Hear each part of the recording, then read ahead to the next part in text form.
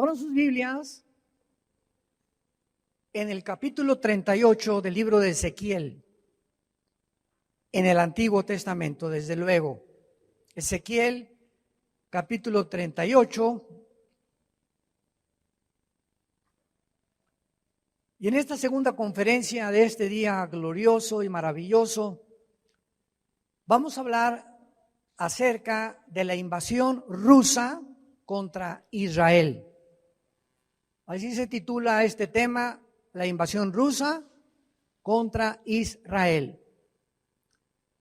Una de las cosas más maravillosas de la Biblia es que las naciones que aparecen en la Biblia, no aparecen muchas de ellas con los nombres que tienen en el siglo XXI. Por ejemplo, si quieren ustedes buscar en la Biblia a Irán, que ahorita está cobrando una notoriedad impresionante con todo lo que está pasando como una olla hirviendo en el Medio Oriente, en la Biblia aparece con el nombre de Persia. ¿Por qué? Porque en 1935 se le cambió el nombre de Persia a la República de Irán, cuando expulsaron al Shah. Y en 1979 se le cambió el nombre a la República Islámica de Irán. Si quieren ustedes saber dónde está Irak en la Biblia, aparece con el nombre de Babilonia. Si quieren ustedes buscar dónde aparece Turquía, aparece con el nombre de Togarma. Ahora, cuando la Biblia nos muestra, como vamos a ver ahorita, hace 2500 años, que se iba a formar una coalición de naciones en los tiempos que estamos viviendo, porque es para esta época, y estas naciones, el Espíritu Santo, como lo vamos a ver, los nombra, es porque el origen de todas las naciones que hay actualmente en el mundo, somos aproximadamente ya 200 naciones en el globo terráqueo. Todos nosotros descendemos de los 3 hijos de Noé. Cuando vino el diluvio, toda la humanidad fue borrada, pero sobrevivió Noé, su esposa, y sus 3 hijos con sus 3 esposas, que fueron Sem, Cam y Jafet. Muy bien, de Jafet se pobló Europa, todo el mundo anglosajón. De Sem vienen los semitas o los asiáticos, que involucra al Medio Oriente y el Asia Central y el Asia también Baja. Y de Cam proviene el continente africano. Entonces, todos nosotros venimos de cualquier línea genealógica o genética de estos 3 hombres. Y cuando en la Biblia aparecen nombres como Cam o Cus o Fut, tenemos inmediatamente que recurrir a Génesis capítulo 10, porque el capítulo 10 del Génesis nos muestra la descendencia de 70 naciones que se formaron de los 3 hijos de Noé. Entonces, leemos en Ezequiel 38 para comenzar. Vino a mí palabra de Jehová: hijo de hombre, pon tu rostro contra Gog en tierra de Magog. ¿Estará hablando Dios de Querétaro? ¿Estará Dios hablando de Atlacomulco o de México cuando dice Magog? ¿De qué está hablando Dios? ¿Cómo podemos nosotros, después de 2500 años, saber quiénes fueron los magogitas? Bueno, aunque el nombre se cambió, la región geográfica de los magogitas nos la dan los historiadores. Los magogitas descienden de los escitas y conquistaron después, o fueron conquistados por los godos, los cuales eran germanos. Y los magogitas fundaron el Imperio Romano Y las naciones que se encuentran actualmente, pongan mucha atención, todas las naciones que se encuentran junto al mar Caspio o al sur de Rusia, Kirguistán, Tayikistán, Uzbekistán, Ucrania, etcétera, etcétera, son las 15 repúblicas con las cuales Rusia, que se llamaba Unión de Repúblicas Socialistas Soviéticas, antes de que el comunismo cayera, ahora simplemente es Rusia, porque era una unión de repúblicas. Estas 15 repúblicas se desmembraron y ya no existe la Unión de Repúblicas Socialistas Soviéticas cuando cayó en 1989 el comunismo y fue derribado el muro de Berlín que dividía Alemania Oriental de Alemania Occidental. Entonces, cuando la Biblia habla de Magog, sabemos nosotros que está hablando de una zona geográfica al norte de Rusia, que son las 15 repúblicas en que se dividió y que ahora Putin las quiere volver a unir y las quiere volver casi a la fuerza, que se integren otra vez a la Rusia antigua. Por eso el asalto a Crimea, hace 2 semanas, más de 50,000 y más de 10,000 tanques rusos se estacionaron en la frontera con Ucrania. Sigue después Lituania y Estonia, que también son fronteras con Rusia, y Putin quiere volver otra vez a que formen parte para fortalecer más la Rusia actual. Y dice a continuación, príncipe soberano de Mesec y de Tubal. La palabra soberano, a los que les quieran apuntar, es la palabra hebrea Rosh, de donde viene la palabra Rus, de donde viene la palabra Rusia. Entonces vemos aquí un grupo de magogitas que están junto al mar Caspio, en sur de la Rusia actual, y ya el Espíritu Santo nos muestra que es Rusia con el nombre de Rosh en el hebreo, príncipe de Mesec y Tubal, y profetiza contra él. Este capítulo comienza con una advertencia de Dios a estas naciones, hace 2500 años. Así ha dicho Jehová el Señor: estoy contra ti, Gog. La palabra Gog en el hebreo significa líder, capitán, comandante, jefe o dirigente.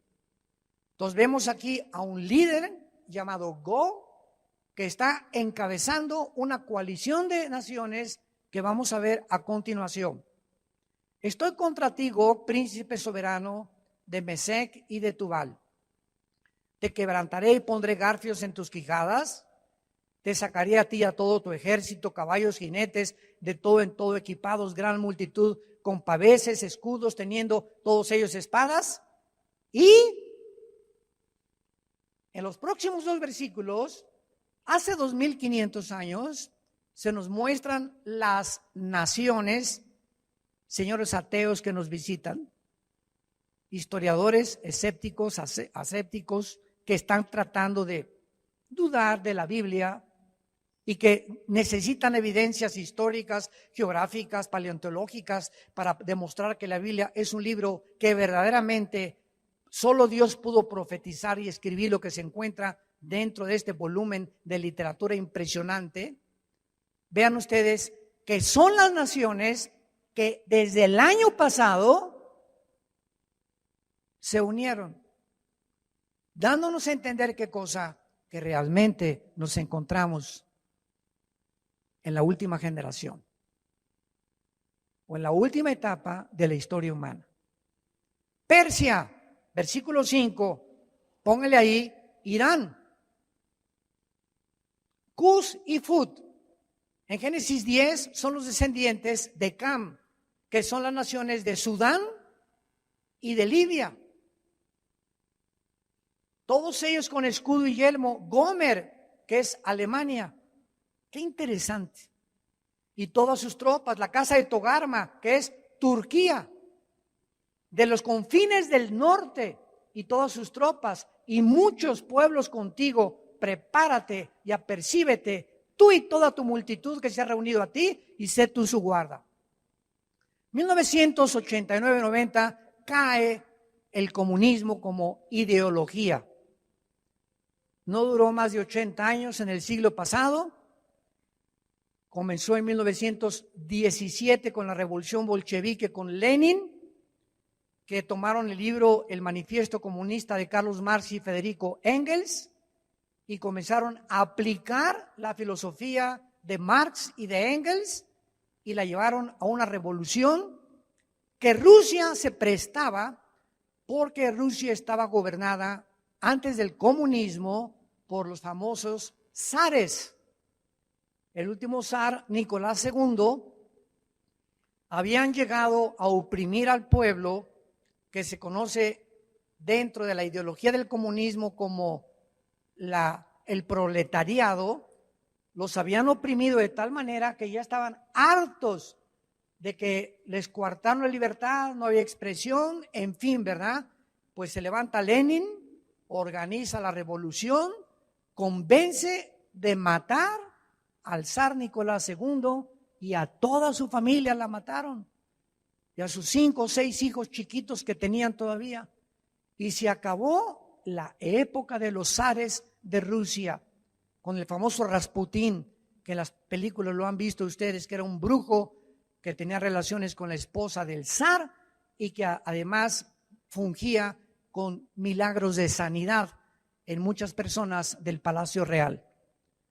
Viene la revolución de Lenin y hasta 1989 el comunismo compite contra el capitalismo, contra el libre mercado, contra las democracias. Y simplemente en el siglo pasado, la ideología del comunismo es la culpable de más de 150 millones de muertes.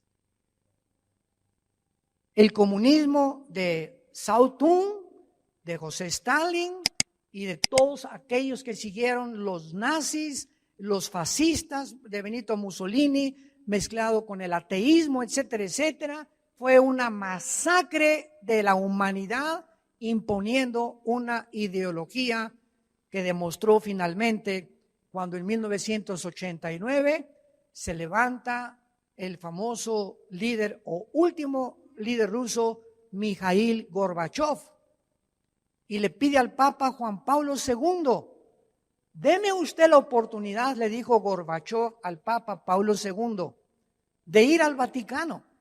¿Y para qué quieres? ¿Que te vas a confesar conmigo? ¿Qué? No. Quiero mandar un mensaje al mundo desde el Vaticano, porque usted representa a más de 1.500 millones de fieles que se llaman católicos y quiero que este mensaje lo oiga el mundo. Gorbachev es invitado por el Papa, todo esto lo encuentran ustedes en el internet, y Gorbachev lanza este mensaje al mundo. El comunismo fracasó por 2 razones. Una, sacamos a Dios de Rusia. 2, nos aislamos del mundo capitalista.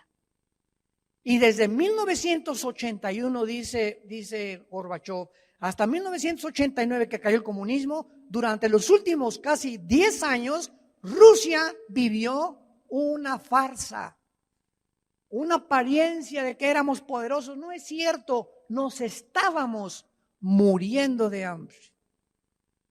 Y escribe Gorbachev un libro famoso que se llama La Perestroika. Les recomiendo a los estudiantes que lo están contagiando con el socialismo moderno, que lean ustedes y abran los ojos para que se den cuenta qué fácil somos engañados. ¿Y por qué lo digo? Porque yo pertenecí al Partido Comunista Mexicano. Yo fui perseguido antes de ser cristiano por mi ateísmo, mi darwinianismo, mi materialismo, mi humanismo, porque me convencieron a los 18 años de edad de que era la respuesta para acabar con los gobiernos que oprimían al pueblo y luchar contra una revolución social y una revolución armada. Y ya estaba listo irme a Cuba para que me entrenaran, etcétera, etcétera, y regresar a México y comenzar como el Che Guevara. Y tenía el Che Guevara arriba de mi cama y estaba convencido que eso era lo que Dios quería para mi vida, porque no conocía al verdadero Dios. Hasta que a los 28 años mi hermano Alejandro, el papá de David, su nuevo pastor, mi hermano Alex, me dijo: quiero llevarte con un hombre, con un misionero que se llama Emilio Anderud, que te hable de Dios. Yo le dije que ya estoy harto de la religión. Es una farsa las religiones. Y me dijo: no te llevo a que tú aceptes una nueva religión. Quiero que conozcas a un hombre que no es religioso, que se llama Jesús. ¿Cómo que no es religión? No, Jesús no vino a traer ninguna religión, me dijo mi hermano. Vino a que tú puedas abrir su corazón y que lo comenzaras a seguir y que descubrieras que Él es la respuesta del sentido que tu vida está buscando. 1974, este año cumplo 46 años de cristiano y 43 de ministerio. Este año cumplimos 43 años de predicar este evangelio. Así que no te estoy dando una nueva teoría, una nueva filosofía. Tengo 43 años de estudiar este libro. Caí de rodillas, febrero de 1974, lleno de lágrimas. Me había propuesto jamás llorar en mi vida, porque me dijo mi papá: los machos no lloran. Y no lloraba y guardaba todo y las muertes que tuvimos en la familia y las cosas que sufrí. Y cuando abro la Biblia enfrente de este misionero y me muestra: de tal manera Dios te ama, que ha dado a su Hijo unigénito, de repente, como una cosa de cebolla que me quitaban así capas y capas, sentí que reventaba y que algo nuevo salía de mi vida que no podía impedir llorar y llorar y llorar y llorar. Media hora estuve hincado enfrente de mi hermano y este misionero, pidiéndole a Dios que me perdonara y tuviera misericordia de mí. Y desde esa vez yo supe que era Jesús lo que yo estaba buscando en el comunismo, en la ideología, en el fascismo, en todas las filosofías inventadas por nosotros, los seres humanos. Y ahora nos encontramos que el año pasado y el año antepasado, del 2010 para adelante, hacen alianza la China. Se une con Rusia. Hace una semana Irán se une con Turquía. Y Turquía se une con Sudán y con Libia, las naciones que hace 2500 años escribió el profeta Ezequiel, que formarían la coalición que se vendría, como lo vamos a ver en los tiempos que estamos viviendo. Impresionante que hace algunos meses Irán fue detenido por el expresidente Trump para que no centrifugaran el uranio 235, que es el elemento que produce la bomba atómica. Y llega el presidente actual nuevo, Biden, y deshace el trato que hizo Trump con Irán de prohibirles y congelarles los fondos en sus bancos si no obedecían. Y viene la nueva administración que hay ahorita en Estados Unidos y les permite otra vez a Irán producir el uranio 235. Y ahora Irán, tenemos ya 1 o 2 meses encabezando los periódicos, y bombardaron. Hace 2 días los sirios mandaron un misil. Se están fortaleciendo los iraníes porque ellos sostienen al grupo Hezbollah, que se llama el Partido de Dios en árabe, y que están en el Líbano teniendo su base con más de 150,000, escucha, 150,000 cohetes tiene el grupo terrorista Hezbollah apuntando a Israel. ¿Por qué no han atacado a Israel? Junto con Siria, junto con Egipto y contra Jordania, porque Jordania y Egipto tienen un tratado con Israel todavía. Se unió Marruecos y se unió Bahrein, nación árabe. Pero al mismo tiempo, en este momento, Israel tiene el ejército más poderoso del mundo.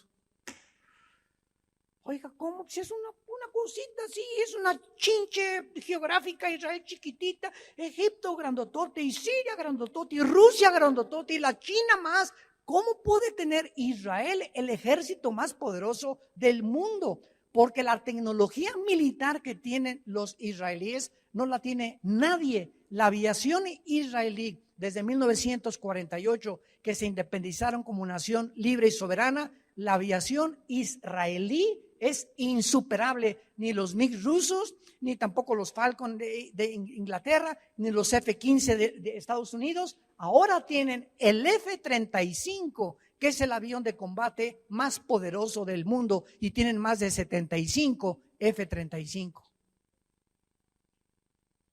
Y todas las bases de la aviación israelí la tienen debajo en subterráneos. Y tú vas a Israel y de repente oyes como el ruido ensordecedor de los F-35. ¿Y de dónde salieron? ¿En qué aeropuerto están? Están escondidos debajo de la tierra. Impresionante.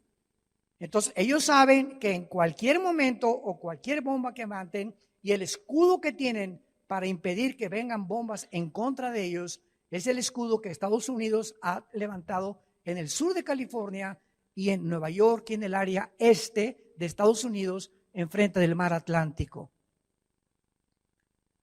Ahora, ¿cómo sabemos que estas naciones que acabamos de enumerar son las naciones que vendrán en el tiempo que vivimos contra Israel?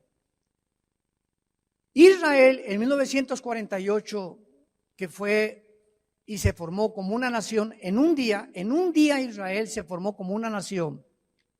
Desde 1948 los Estados Unidos de Norteamérica la han protegido.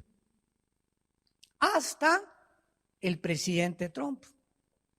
Ahora que ya se fue el presidente Trump republicano, el nuevo gobierno que entró, este gobierno que está ahorita en Estados Unidos, nadie lo hubiera imaginado. Nadie hubiera imaginado que el país que enarboló la bandera de la democracia y la libertad, Estados Unidos de Norteamérica, y que fue un modelo para el capitalismo, la democracia de cientos de naciones, cambió así como un camaleón de piel, y ahora la nueva administración que está en Estados Unidos es un gobierno socialista. Socialista. El socialismo en Estados Unidos.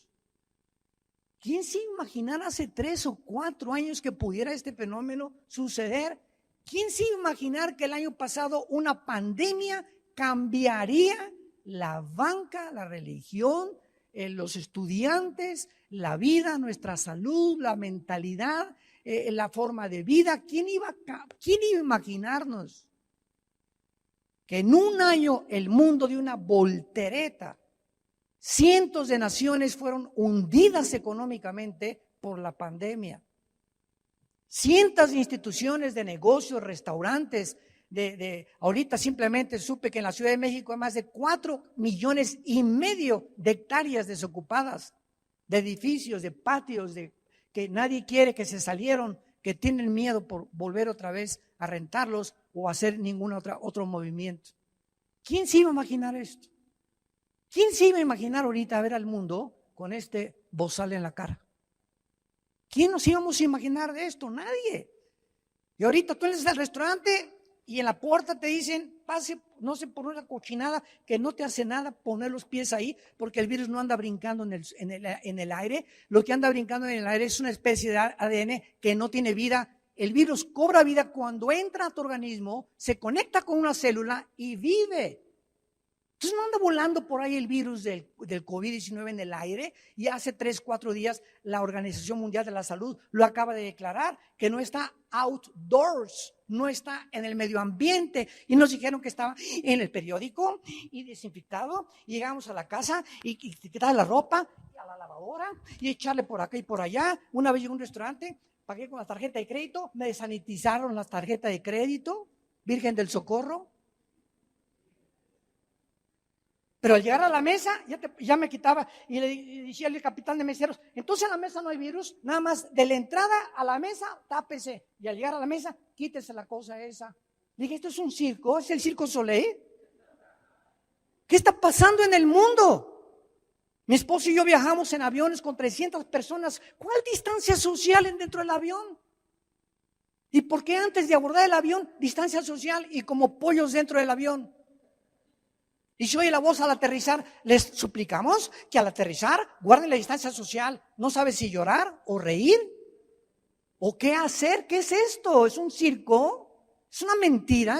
¿Qué es una payasada? ¿Qué está pasando en el mundo? Ir a la playa tapado cuando el sol, el yodo del mar y el oxígeno es lo que me fortalece el sistema inmunológico y me prohíben ir al mar y meterme al mar tapado. Y esto sucedió hace 4 o 5 meses. Veía yo policías que entraban a sacar a la gente en el mar porque no traían tapabocas, por el amor de Dios. ¿A dónde llegamos a portarnos tan irracionalmente? Es una conducta antilógica, antirracional. ¿Qué está pasando en el mundo? Es que nos equivocamos por protocolos y nos equivocamos por el confinamiento. Y ahora ya reconocen que el confinamiento produjo drogadicción, divorcios, problemas mentales en los niños, separación de hogares, a los viejitos que nos los encerraron en los asilos que no podían vivir, se murieron antes de tiempo por la tragedia, por el estrés, por el famoso confinamiento. Y pasa el tiempo, nos equivocamos. No funcionó el confinamiento y así cada mes que pasa nos damos cuenta que Dios ha enloquecido la ciencia de los que se creen sabios en este mundo. Y lo que sabemos no lo sabemos como lo deberíamos de saber. Versículo 8. De aquí a muchos días, y aquí ya viene la explicación del Espíritu Santo, serás visitado al cabo de años. Esta palabra en el hebreo a los que les interese es acharit, soaj, que significa al final del tiempo. De aquí a muchos días le está hablando a Israel ahora Dios. Vendrás a la tierra, ¿cuál tierra? La salvada de la espada, recogida de muchos pueblos, a los montes de Israel. Ya no hay ninguna duda que está hablando que es el único pueblo que después de 1900 años de ser dispersados a todas las naciones del mundo, desde el año 70 después de Cristo, cuando los romanos no dejaron piedra sobre piedra de Jerusalén, los judíos en 1900 años no tuvieron religión, ni patria, ni gobierno, hasta el 14 de mayo de 1948, que se formó otra vez, resucitó la nación de Israel. Que siempre fueron una desolación, mas fue sacada de las naciones, y todos ellos morarán confiadamente. En primer lugar, vemos la primera clave. ¿Cuándo vendrá esta invasión? En los últimos tiempos y cuando Israel more en su tierra. Si en 1948 Israel no hubiera regresado a su tierra, esta profecía podrían todos burlarse de ella. Pero ahora que regresó hace 73 años Israel a su tierra, esta profecía se tiene que cumplir. Lo que nos indica que el regreso de Israel a su tierra marcó la cuenta regresiva de los últimos tiempos. Si alguien me pregunta en qué tiempo nos encontramos, en los últimos tiempos, ¿desde cuándo? Desde 1948. Y Jesucristo en la parábola de la higuera, Mateo capítulo 24, 32 en adelante, cuando vean la higuera reverdecer y brotan las hojas, saben que el tiempo está cerca. No pasará una generación del 48 antes que venga por ustedes. Y de acuerdo al Salmo 90, una generación es de 80 años. Todo esto lo hablamos todo el sábado de ayer y el viernes en la noche. Y ustedes estaban viendo el Calimán en la televisión. En los tiempos que vivimos los cristianos, que se dicen cristianos, están en la luna, en el limbo. No han tomado en serio la Biblia, no han tomado en serio a Dios, les entra por acá, les salen por allá, oyes aquí, sales por esa puerta y sigues igual que como entraste. La palabra no ha transformado tu vida. Si esto no transforma tu vida, tu cristianismo no es un cristianismo, es una religión. Eres religioso, pero no eres cristiano. Porque esta palabra vino a transformar radicalmente, a revolucionar mis pensamientos, mi perspectiva de la vida, mi forma de tratar mi matrimonio, a mis hijos, mi negocio, la honestidad, la integridad que necesitamos, la transparencia con la cual debemos vivir unos con otros. Ya la hipocresía se tiene que erradicar de nuestra mirada. Ya no veo a las personas para ver qué interés tengo con ellas, o si me puedes facilitar algo, o eres mi compadre y te hago mi compadre de mi hija para que tú me puedas prestar dinero para comprar un edificio, o para que pueda yo depender de ti económicamente. Toda esa falsedad y toda esa hipocresía es echada fuera por el Espíritu Santo de Dios. Y si en tu vida no has tenido ese cambio radical, tu cristianismo es una payasada. Y cuando venga Cristo, mañana o pasado, la semana que entra por nosotros, las iglesias seguirán y llegarán el domingo. ¿Y dónde están los que se fueron? Pues quién sabe, era cierto. Y van a caer de rodillas y vas a llorar y te vas a jalar los pelos y no habrá ninguna respuesta de Dios, porque Dios envía un poder engañoso para que hayas creído la mentira y comenzarán a vivir la persecución del gobierno global, la nuevo orden económico dirigido por el anticristo. Y si ahorita crees que estás viviendo algo que te está atormentando y no puedo ni respirar y tengo que hacer esto y por aquello y ya no puedo ir al gimnasio y estamos limitados en nuestras libertades y garantías individuales, esto es Pinocho comparado con lo que se viene. Es Disneylandia comparado con lo que se viene en el mundo. Entonces, esto es para estos tiempos. Israel regresó a su tierra y dice, morarán. A los que les interese subrayen esta frase, porque es clave en estos pasajes. Cuando estas naciones se unan o esta confederación política se forme, Israel tiene que morar confiadamente en su tierra. Y en los últimos años vemos nosotros que en el 48, a las 6 de la mañana, nombraron a David Ben-Gurión primer ministro de Israel y después a Golda Meir. A las 6 de la mañana, al otro día, que la Liga de las Naciones, ahora es la ONU, emitió el decreto, regresen a su tierra, los reconocemos como una nación. A la hora media que la Liga de Naciones reconoce a Israel, los atacaron las naciones árabes. Y en aquel tiempo Israel casi no tenía las armas ni el ejército que tiene ahorita. No pudieron sacarlos de su tierra. 1956 los vuelven a atacar otra vez. 7 de junio de 1967, la famosa guerra de los 6 días.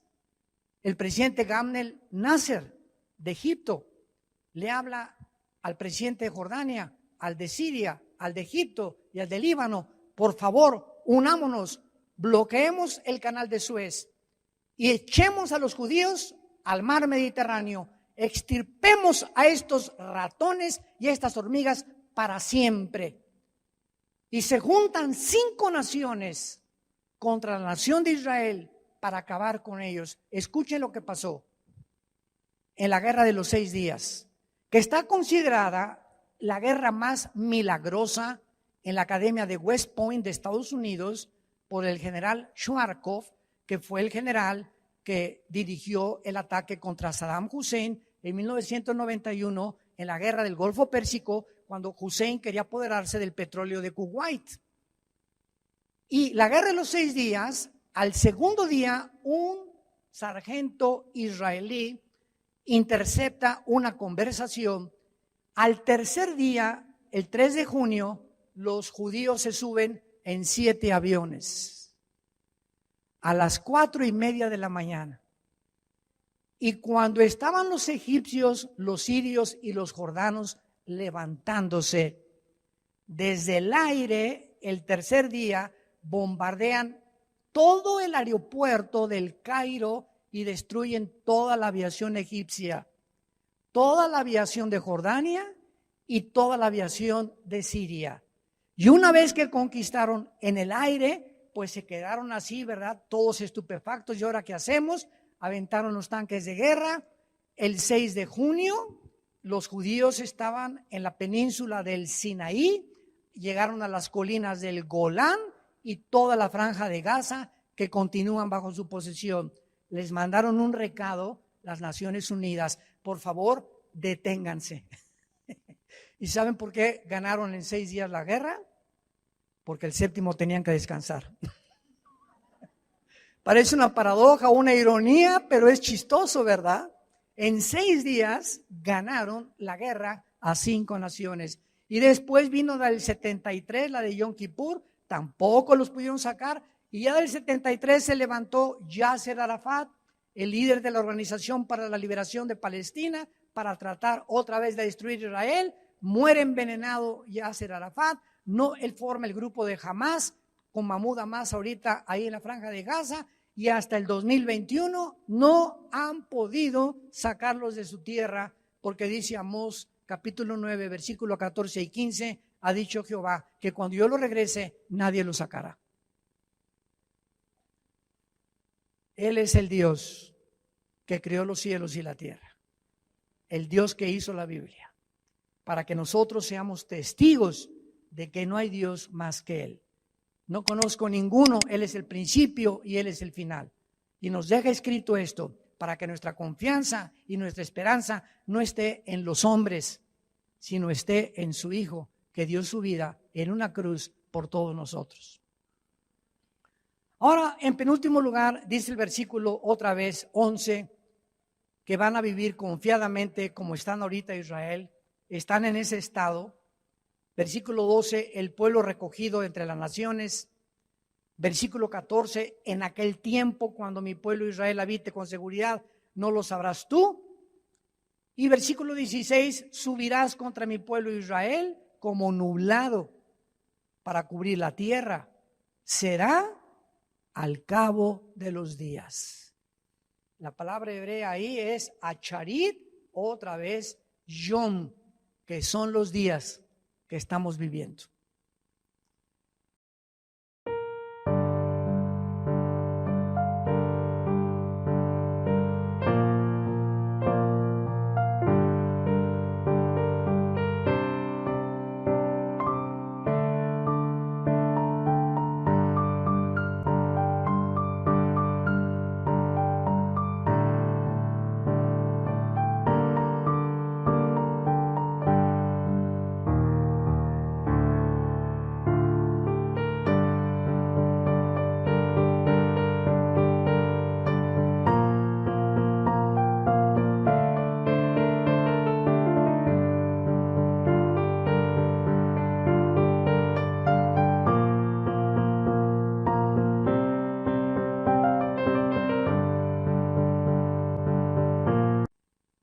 Y dice el versículo 19 en adelante que cuando llegue esta coalición de naciones, Rusia, Irán, Turquía, del sur, del norte, del este y del occidente contra nación, o sea, van a rodear a Israel, y ahorita ya esta coalición existe.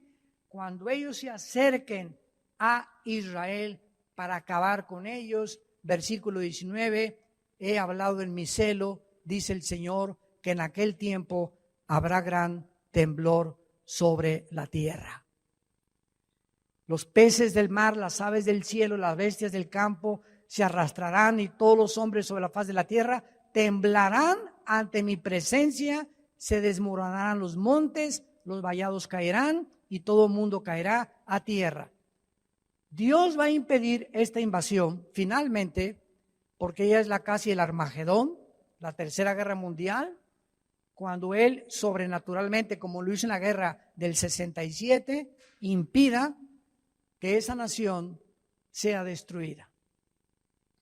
Y cuando venga todas estas muertes, porque van a ser millones de personas que en el valle del Megiddo o en el valle de Josafat van a morir, es interesante que dice el versículo 11 del capítulo 39, Ezequiel 39, 11, en aquel tiempo daré a Gog lugar para sepultura allí en Israel. El valle de los que pasan al oriente del mar y obstruirá el paso de los transeúntes. Allí enterrarán a Gog y a toda su multitud, lo llamarán el valle de Magog. Versículo 12, y la casa de Israel los estará enterrando, o sea, todos los soldados muertos por 7 meses para limpiar la tierra. Escuchen lo que sigue. Los enterrará todo el pueblo de la tierra y será para ellos célebre el día en que Dios sea glorificado.